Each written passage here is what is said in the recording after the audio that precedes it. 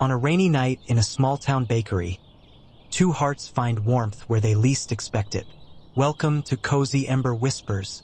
Tonight, we step inside a small-town bakery where the scent of fresh bread lingers in the air, and a simple encounter begins to rise into something more. Small-town bakery, painting the worn wooden floor with bands of muted gold. The air trembles with warmth even before the ovens fully rouse, as if the room itself wakes up with the quiet stirring of dough. Flour floats like dust motes in a cathedral. It settles on countertops and on the sleeves of a woman who moves softly between bowls and pans. Her name is Clara, and though she is no longer young, she carries the lightness of youth in the way she lifts a loaf to tap its bottom and listen for a hollow sound, in the way her fingers rest on the edge of a mixing bowl with a tenderness usually reserved for skin. To the townspeople, she is the baker. To herself, she is the keeper of more than bread. This bakery was her grandmother's heart, and its walls still whisper stories of laughter, of grief, of celebrations draped over checkered tablecloths. Every morning she opens the door before anyone else stirs, and in that hush she often feels the presence of those who kneaded dough here before her. The oven seems to breathe, and the long wooden paddles lean like companions against the brick, their handles polished by calluses she inherited. Outside, the street of this small town is still dark except for the dim glow from the bakery's window. A cat crosses silently from the alley to the porch of the bookstore across the way. Somewhere far off, a rooster announces the day, and the sound reminds Clara of childhood mornings in this very place, when she would wake in the upstairs room to the smell of cinnamon buns. Time has a way of folding in on itself here. The smell of yeast can bring back a memory as vividly as if it were happening again. Clara's hands know every motion without thought, but her mind wanders. She thinks of the weight of this business and of how it anchors her to this town. The bakery is not just a building but a tether, each loaf a thread that ties her to every person who walks through the door. Yet there is also an emptiness, a space next to her in bed, a hollow in conversations where she knows a voice could fit. The sound of the bread knife slicing a fresh loaf is crisp as newly fallen snow, and she hears the blade whisper of things past and of possibilities that never took shape. She works in silence, punctuating it with the quiet clatter of bowls, the soft scrape of dough against wood. When she speaks to the dough, it is in the voice of her grandmother, telling it to behave, promising it warmth. Outside, early morning mist clings to the trees that line the street, and the sky begins to brighten. The first customer will be old Mr. Harlan, who buys a baguette every morning at precisely 6:30, as if ritual can hold back the ravages of aging. He will ask her about her day, and she will answer with a polite laugh, and they will both avoid the tender place where loneliness meets familiarity. The doorbell jingles when he arrives, and indeed it is him. He smiles with a face creased by time, his eyes reflecting the gleam of the golden loaves. "You're up early, Clara," he says, though she is always up early, but the words are less about observation than about connection. She wraps the bread in brown paper, ties it with twine. Later, more people will come, mothers with children in tow, teens grabbing pastries before school, the postal worker who always buys 2 cookies to soften the edge of his route. They will speak of weather, of local gossip. They will praise her bread, and she will nod, her hands continuing the dance between dough and oven. In these interactions she finds a comfort that is part obligation, part belonging. She is the quiet sun around which the small planets of the town revolve. Yet in her own orbit there is a yearning she tries to ignore. Mid-morning brings more light to the room, catching the dust of flour and making it luminous. Clara pauses to stare at the way the sun seems to catch each particle and make it golden. She leans against the counter, a thin line of dough on her forearm, and closes her eyes just for a moment. In that pause, she hears footsteps, hesitant, outside the door. The bell rings and a man enters. He carries a notebook, and his hair is damp from mist. He looks around as if he has not been in this bakery for a very long time or perhaps never at all. His gaze lingers on the display case, then on the chalkboard sign with daily specials, then on Clara herself. He smiles, a brief curve of his lips that seems both shy and relieved. "Hi," he says softly. She wipes her hands on her apron. "What can I get you?" Her voice is gentle, as it always is with strangers. He hesitates, glances down at the notebook in his hands as if it might tell him the answer.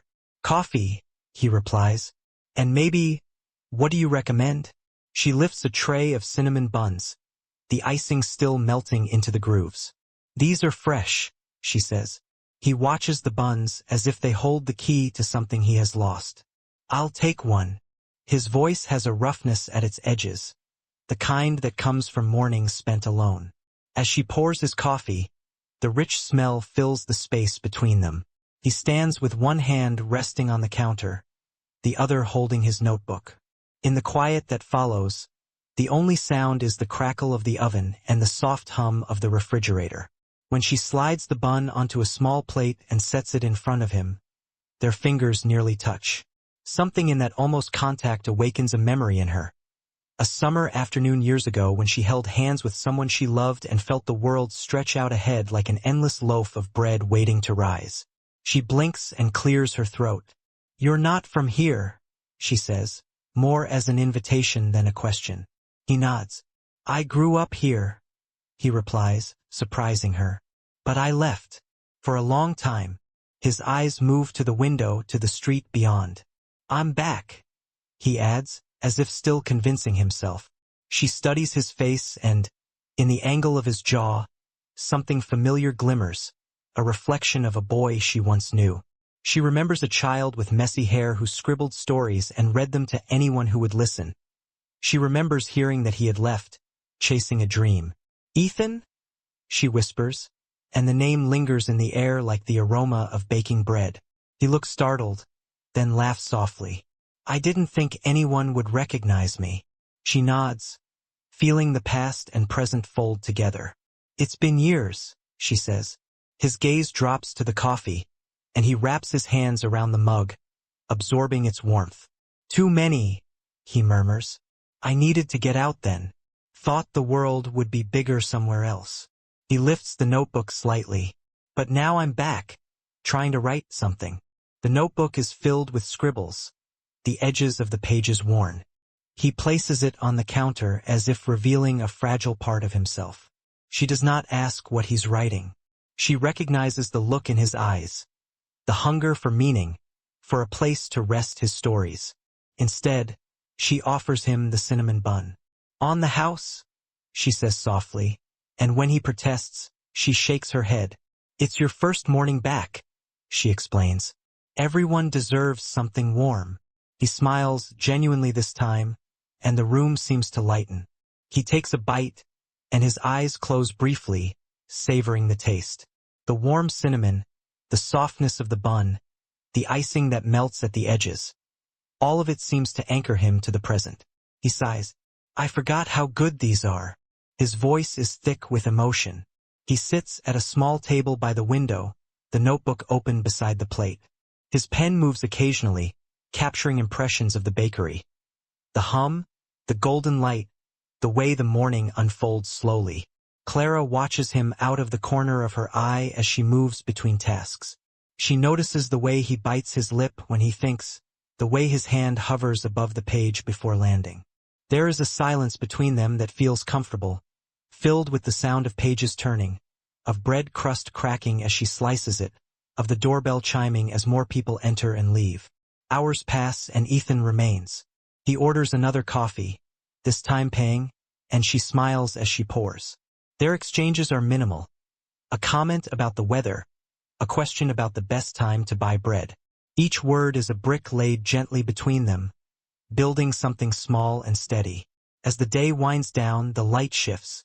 It grows softer, more golden, washing the bakery in a glow that makes everything appear gentler.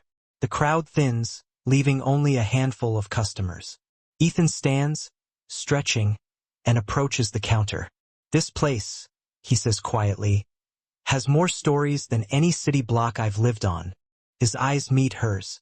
"Do you ever write them down?" She laughs softly. "I bake them," she replies. "Every loaf holds something." His gaze drops to the bread cooling on the racks. "Maybe that's why it tastes like home," he murmurs. He picks up his notebook, hesitates. Would you? He begins, then stops. She raises an eyebrow. He clears his throat. Would you mind if I sat here again tomorrow? I write better when there's life around me. She nods, feeling a warmth in her chest that has little to do with the oven. You're always welcome, she says. After he leaves, the bakery is quiet. She cleans, sweeps flour into a dustpan, wipes counters, stacks pans. When she locks the door and steps outside, the air is cool and damp. She looks down the street and sees Ethan walking slowly, head bent, hands in pockets. For a moment, she wants to call out, to ask him something trivial just to hear his voice. Instead, she watches him disappear around the corner. The evening brings rain. It begins as a soft drizzle, then turns to a steady drumming. The bakery's roof is old but holds, and the sound of water becomes a constant rhythm that night as Clara lies in bed. She listens to the rain and thinks of Ethan, of his notebook, of his hands wrapped around a coffee mug.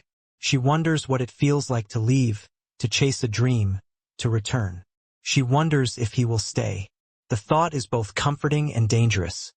Hope can be like yeast. If left unattended, it can overflow. She falls asleep to the rain's lullaby, her dreams filled with the image of flour floating like snow and of pages filled with words she cannot read. In the following days, Ethan returns each morning. He sits at the same table, orders the same coffee. Sometimes he buys different pastries. A croissant, a slice of lemon cake, a thick slice of brioche. Each time, he tastes them with a reverence that makes her smile. Their conversations remain sparse but slowly deepen. He tells her, in a quiet moment, about his life in the city. The cramped apartments, the rush of buses, the late nights spent staring at blank screens. He confesses that his last book did not sell well. They told me to write something more marketable, he says, and the words taste bitter on his tongue. But I couldn't, so I stopped writing. And then something pulled me back here. He does not say what, but his eyes flicker to the window, to the trees lining the street, to the faint outline of the hills beyond. She listens, her hands kneading dough. She speaks of her grandmother, of the way the older woman would sing as she braided challah, of how she taught Clara that bread is patient. She tells him of the mornings when she feels the bakery is empty no matter how many people come, and of the nights she sits in the dark by the oven, feeling its warmth like a heartbeat. In these exchanges, they reveal small pieces of themselves. The words they share are like seeds. Some sprout quickly, others lie dormant until the right moment. Sometimes there are long stretches where they do not speak at all. He writes, she bakes, and the silence between them is filled with the soft crackle of cooling loaves, the distant sound of laughter from the street, the occasional sigh as he scratches out a sentence and starts again. The town notices Ethan's return. People come in and whisper, "Is that him? The writer? The one who left?" Some say it with admiration, others with skepticism. Ethan hears, but he does not react. He keeps his head down, focusing on the page.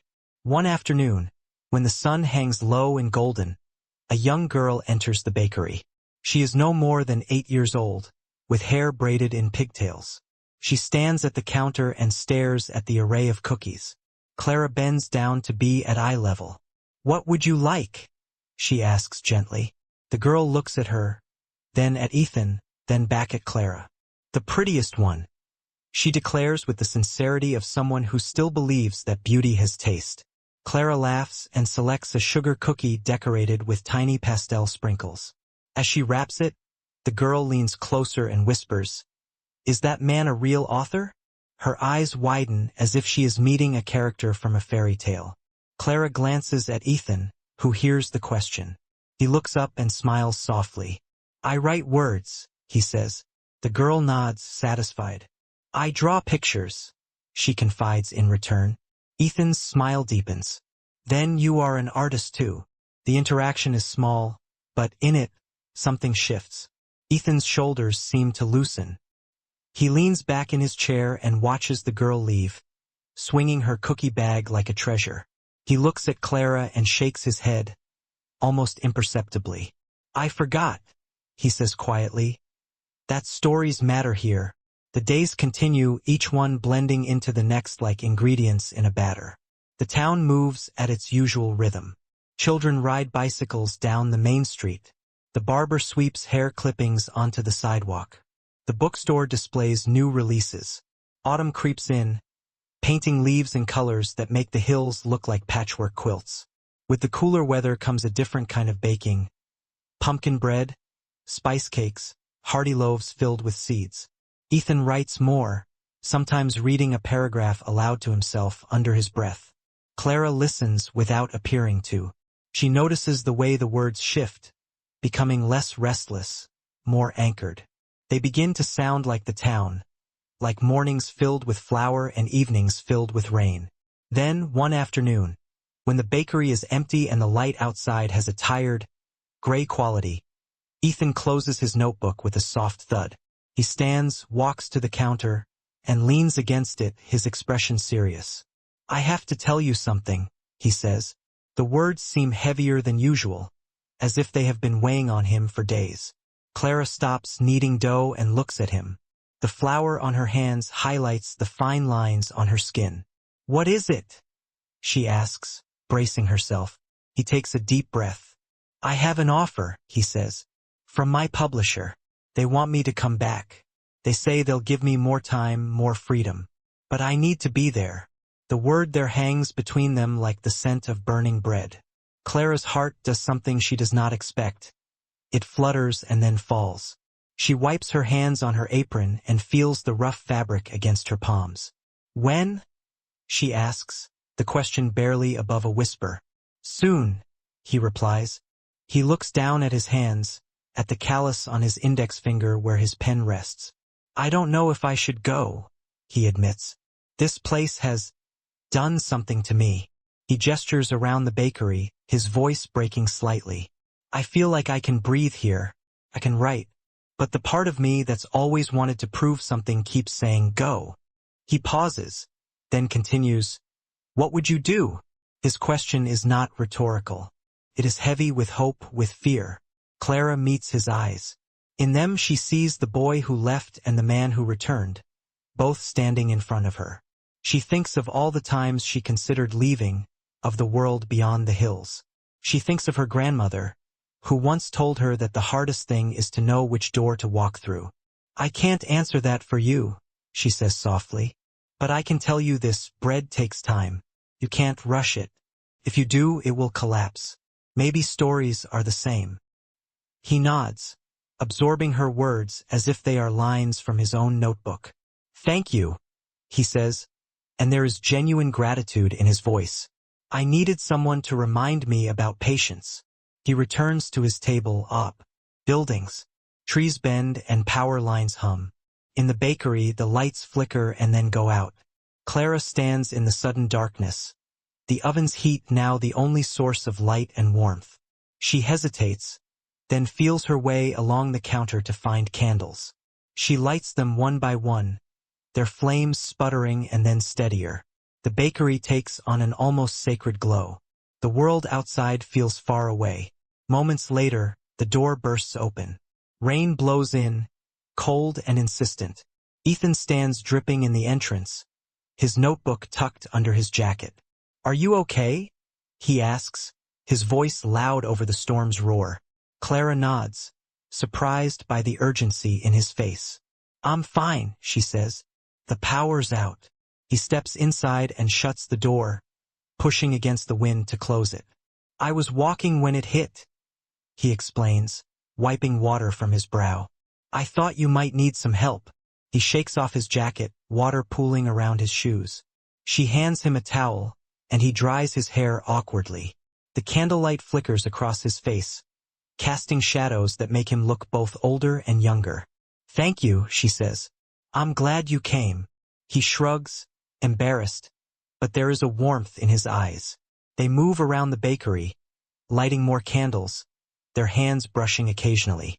The oven still glows, and Clara takes advantage of the heat to continue working. Ethan watches her knead dough, his own hands itching to help. "Can I try?" he asks. She laughs, surprised. "Do you even know how?" He shakes his head. No, but I'd like to learn. She wipes off his hands and shows him. You have to press with the heels of your hands, she instructs. Fold, then turn. It's about rhythm. He follows her lead, fumbling at first, his fingers sinking into the soft mass. He laughs when flour covers his shirt, and she smiles. The storm rages outside, but in the bakery, there is calm. The world shrinks to the dough between their hands, to the candlelight reflecting in their eyes. They talk while they knead, their words soft in the dim light. Ethan speaks about his fear of failing, of being forgotten. Clara speaks about her fear of being left, of loving and losing. They listen to each other, really listen, and in that listening, something fragile and important forms. When the dough is ready, they place it in pans and set them aside to rise. They sit on the floor with their backs against the counter, their knees drawn up. The storm continues, but it feels distant. When I was a kid, Ethan says, his voice barely above a whisper, I used to come in here just to smell the bread. It made me feel safe, like everything would be okay. Clara looks at him, at the way the candlelight softens the lines of his face. That's why we bake, she replies, to make people feel safe, to give them something warm to hold on to. He nods, his gaze drifting to the pans of dough. I want to write something that makes people feel the way your bread does, he says. Like they're home. Silence follows, thick and comfortable. The flames dance, the rain beats against the windows, and the dough rises slowly, patiently, in the warmth. The power returns hours later, flickering back to life like an apology. The lights hum on, the refrigerator rattles back into action. Ethan and Clara stand, blinking in the brightness. They laugh quietly at the sudden assault on their eyes. I should go, he says reluctantly. It's late. She nods but does not want him to leave. Be careful, she says instead. The streets are slippery. He opens the door and pauses. The rain has slowed to a mist. Thank you, he says, and his voice is earnest. For letting me in. For the dough. He smiles, and there is something new in that smile. For everything. She watches him walk away, his figure disappearing into the fog. She feels the warmth of the oven, the emptiness of the bakery, and the fullness of her own heart. The next morning, Ethan does not come. Clara waits, telling herself he is sleeping in after the storm, telling herself not to worry. Customers come and go. They ask about the storm, about downed power lines.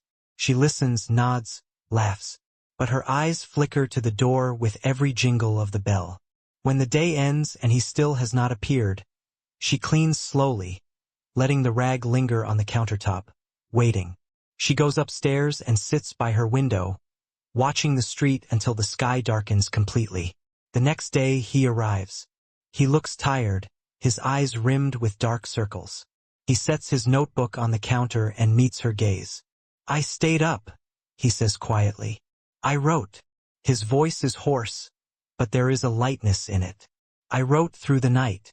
I wrote about dough rising in candlelight, about storms and patience, about you. Clara feels her cheeks flush. Can I read it? She asks, half joking. He shakes his head. Not yet, he says, but one day. He reaches for her hand, hesitates, then places his palm over hers. His touch is warm, steady. I'm not leaving, he says, and the words are simple, powerful. I called my publisher this morning. I told them I needed more time. I told them the story I need to write is here. She feels a wave of relief wash over her, mixed with fear. Relief because the thought of him leaving had hollowed her.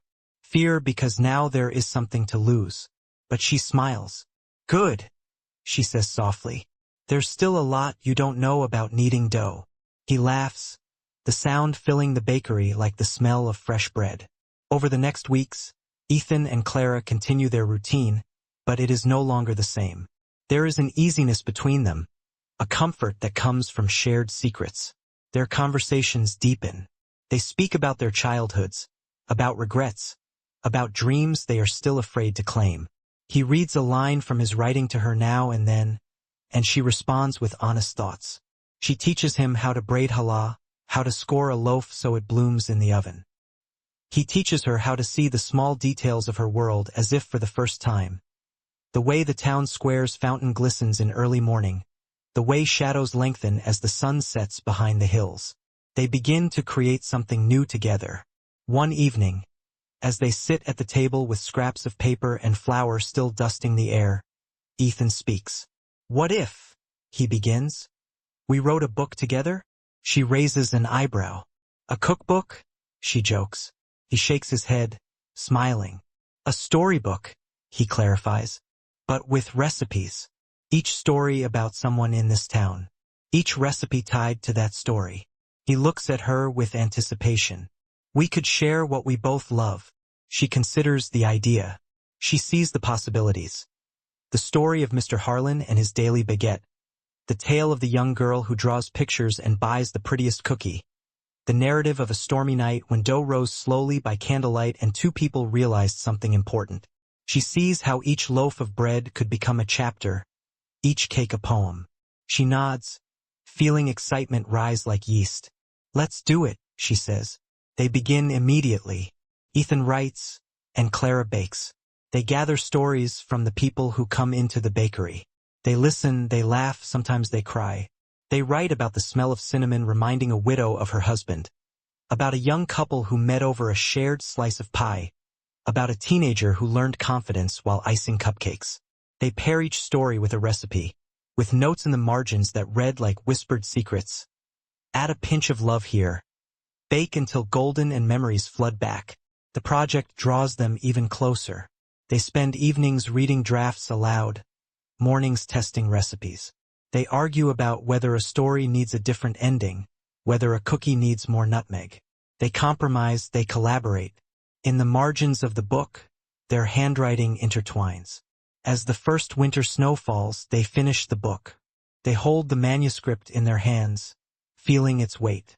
It is a collection of lives, of bread and stories, of small moments turned into something that will last beyond them.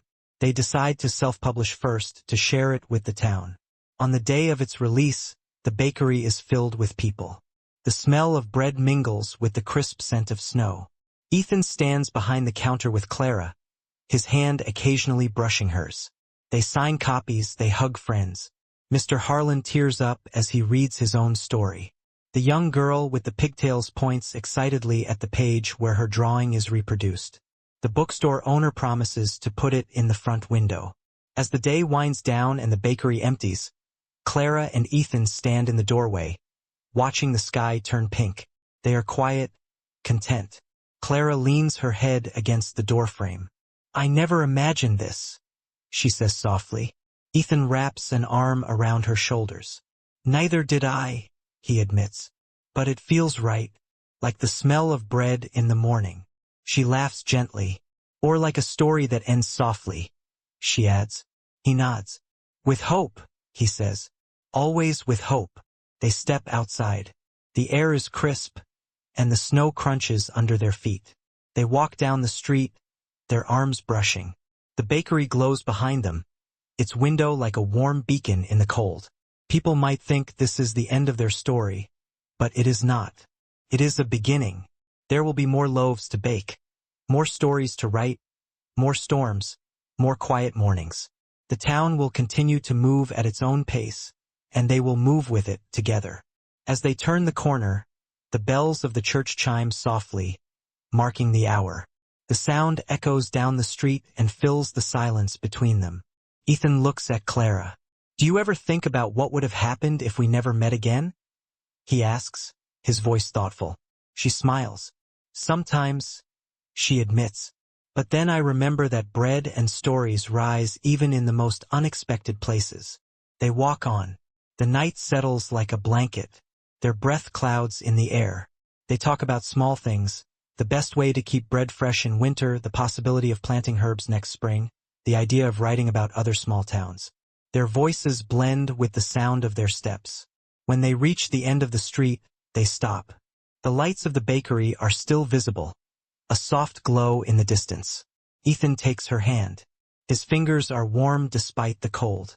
He squeezes gently, "Thank you," he whispers. She turns to face him, the snow falling gently around them. "For what?" she asks, though she knows. "For giving me a place to come back to," he says. "For reminding me that sometimes the most important stories are found in the places we always thought we knew." She feels her eyes fill with tears, but they are tears of gratitude, of relief, of joy. She squeezes his hand in return. "For me," she says, "thank you for reminding me that love can rise slowly, like dough in the dark." They stand there for a moment, hands clasped, eyes locked. There are no more words needed. The air around them is filled with the sound of snow landing softly on the ground, with the distant hum of life continuing. They turn and walk back to the bakery, their footprints marking a path that they will walk again and again. In the days that follow, the book travels beyond the town. Someone orders it from a few towns over, then a few more. A small newspaper writes a piece about it. A blogger mentions how reading it made her cry over her grandmother's recipe box. The publisher who once asked Ethan to write something more marketable sends an email, praising the authenticity of his new work and asking to talk. Ethan reads it aloud to Clara, and they laugh together. "We'll think about it," he says, typing back. Their focus remains on the bakery, on the town. They put the book's earnings into refurbishing the back room into a small reading nook. They hang photographs of the story's subjects on the wall.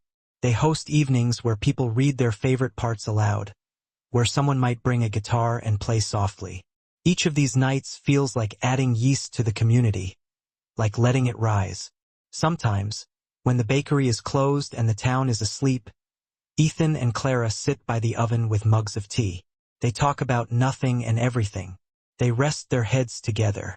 They listen to the quiet. In those moments, Clara thinks about how everything led to this.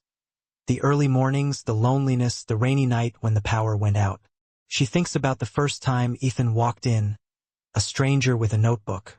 She thinks about how the smell of bread can carry so much meaning. The script ends not with a grand gesture, but with the simple act of two people sitting together, hearts aligned. The oven's warmth wraps around them like an embrace. The dough in the proofing baskets rises slowly, patiently, ready for the morning. Outside, the town sleeps. Inside, a story continues, unfolding in the soft glow of candlelight, in the rustle of paper, in the gentle beating of two hearts that have found a home.